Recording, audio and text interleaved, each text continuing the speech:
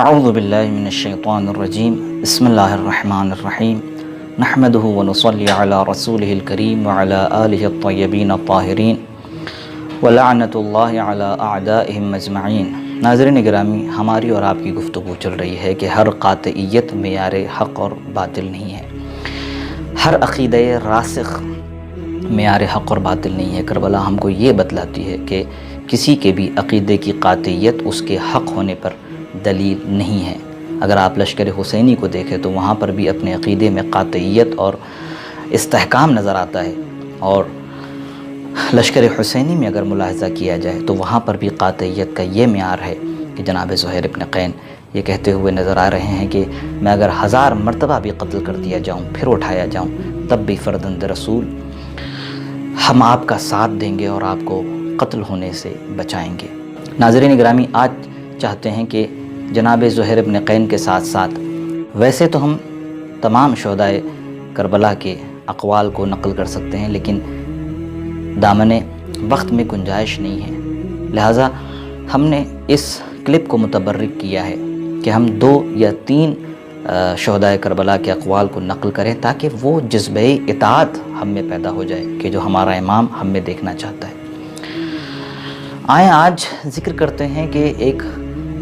شہید کربلا ہیں جناب بریر ابن خضیر حمدانی۔ جناب بریر کی شخصیت کسی کے نزدیک پوشیدہ نہیں تھی۔ جناب بریر کوفے میں معلم قرآن تھے، کوفے کے مومنین کے بچوں کو پڑھایا کرتے تھے۔ میں سمجھتا ہوں کہ بہت سارے ایسے افراد کی جو لشکر یزیدی میں فرزند رسول کے مقابل میں کھڑے ہوئے تھے، ان میں بہت سارے افراد شاید وہ ہوں گے کہ جنہوں نے بریر سے تعلیم قرآن حاصل کی ہے، لیکن جناب بریر جنہوں نے کوفے سے اپنے آپ کو امام حسین سلام اللہ علیہ کی نصرت کے لیے پہنچایا، جناب بریر کا بھی ایک تاریخی جملہ ملتا ہے کہ جہاں پر جناب بریر نے امام حسین سلام اللہ علیہ کو مخاطب کر کے فرمایا واللہ یا ابن رسول اللہ لقد من اللہ بک علینا، اے فرزند رسول، آپ کے ذریعے سے خداوند عالم نے ہم پر احسان کیا ہے۔ آپ غور فرما رہے ہیں کہ جملوں کی ساخت کیا ہے؟ کیا ہم اس عشق کو محسوس کر سکتے ہیں کہ جو شہدائے کربلا کے دل میں فرزند زہرا کے لیے تھا؟ لقد من اللہ بک علینا، اے فرزند رسول، آپ کے ذریعے سے خداوند عالم نے ہم پر احسان کیا ہے، ان نقاتل بین یدیک، اور یہ جو آپ کے ساتھ، آپ کی ہمراہی میں، آپ کے سامنے ہم جہاد کر رہے ہیں، یہ جو ہم لڑ رہے ہیں، یہ خداوند عالم کا احسان ہے کہ اس نے یہ سعادت ہم کو بخشی ہے کہ آپ کی ہمراہی میں ہم آپ کی حفاظت کے لیے دشمنوں سے مقاتلہ کریں۔ اور اس کے بعد وَتَقَطَّعَ فِيكَ أَعْضَاءَنَا، اور فرزند رسول ہم دریغ نہیں کریں گے کہ ہمارے بدن کے اعضاء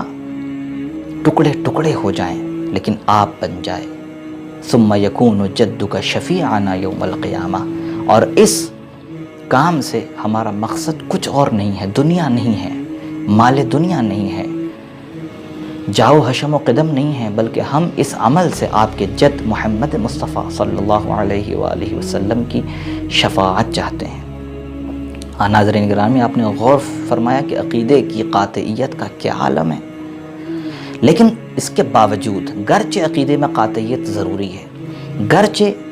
عقیدہ قبول کرنے کے بعد اعمال عبادی ضروری ہیں، لیکن ہر عمل عبادی حق پہ ہونے کی دلیل نہیں ہے، ہر عقیدے کی قاطعیت اور استحکام حق پر ہونے کی دلیل نہیں ہے۔ چنانچہ بہت سارے افراد ہوں گے، ایک ایسا گروہ کہ جو اپنے ولی کی پیروی کرتا ہے، وہ قاطعیت کے ساتھ کرتا ہے، لیکن اپنے ولی کی، جو جس کو بھی ولی مانتا ہے، لیکن اپنے ولی کی قاطعیت کے ساتھ پیروی کرنا اور اطاعت کرنا یہ بھی معیار حق نہیں ہے۔ اگر ہم کربلا میں دیکھ رہے ہیں کہ پیروان امام حسین، یاران امام حسین سلام اللہ علیہ حضرت کے حکم کے تابع ہیں، ان کو اپنا اولو الامر مانتے ہیں، تو لشکر یزیدی میں بھی ایسے افراد ہیں کہ جو یزید پلید کو اپنا اولو الامر مانتے ہیں، خلیفہ رسول مانتے ہیں اور اس کی اطاعت میں راسخ اور مستحکم ہیں۔ تو ابھی تک کی ہماری گفتگو میں ہم نے یہ جانا کہ اعمال عبادی بھی حق پر ہونے کی دلیل نہیں ہے، اور نہ ہی عقیدے میں قاطع ہونا، عقیدے کی قاطعیت اور استحکام بھی حق پر ہونے کی دلیل نہیں ہے۔ چنانچہ جب دونوں طرف قاطعیت موجود ہے تو کیسے پہچانیں کہ حق کہاں ہے؟ جب دونوں طرف عقیدے کا استحکام اور اپنے ولی کی اطاعت پائی جا رہی ہے تو کیسے پہچانیں کہ حق کہاں ہے اور باطل کہاں ہے؟ سوال اپنی جگہ پر برقرار ہے۔ کربلا ہم سے کہہ رہی ہے کہ کسی بھی استحکام اور قاطعیت سے پتہ نہیں لگایا جا سکتا کہ حق پر کون ہے۔ یہاں پر امام حسین سلام اللہ علیہ کا ایک جملہ کہ جو حضرت نے جناب مسلم ابن اوسجہ کے لیے ارشاد فرمایا وہ نقل کرنا چاہتا ہوں کہ جب مسلم ابن اوسجہ اپنی شہادت پیش کر چکے اور حضرت جناب مسلم ابن اوسجہ کے سرانے پہنچے ہیں تو وہاں پر حضرت نے مسلم کے لیے دعا کی، رحمک اللہ یا مسلم، اے مسلم ابن اوسجہ خدا کی رحمت ہو تم پر، اور اس کے بعد ارشاد فرمایا منہم قضا نحبہ ومنہم من ينتظر وما بدلوا تبدیلا۔ قرآن کی آیت کے ذریعے سے یہ باور کرایا کہ مسلم تم جا رہے ہو لیکن ہم عنقریب تمہارے ساتھ ہوں گے اور ہم بھی تمہارے پاس آ رہے ہیں۔ لیکن اس کے بعد حبیب جناب حبیب ابن مظاہر کہ جنہوں نے جناب مسلم ابن اوسجہ کو کربلا کی راہ دکھائی تھی، جناب مسلم کو ساتھ لے کر کے آئے تھے جناب حبیب، لیکن جناب مسلم پہلے شہید ہوئے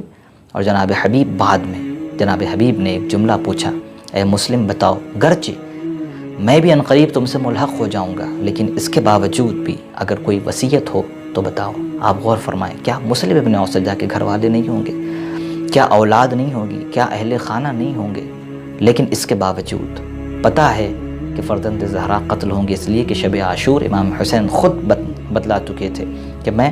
ضرور بے ضرور قتل کر دیا جاؤں گا، اگر تم میں سے کوئی یہاں سے جانا چاہتا ہے تو چلا جائے، اس لیے کہ یہ دشمن میرے قتل کے در پہ ہیں۔ پتہ ہے جناب مسلم ابن اوسجہ کو کہ امام حسین شہید ہونے والے ہیں، لیکن اس کے باوجود بھی جب جناب حبیب نے جناب مسلم ابن اوسجہ سے پوچھا کہ اگر کوئی وصیت ہو تو بتاؤ، تو صرف اور صرف بول تو نہیں پا رہے تھے لیکن اشارہ کیا اور بڑے ہی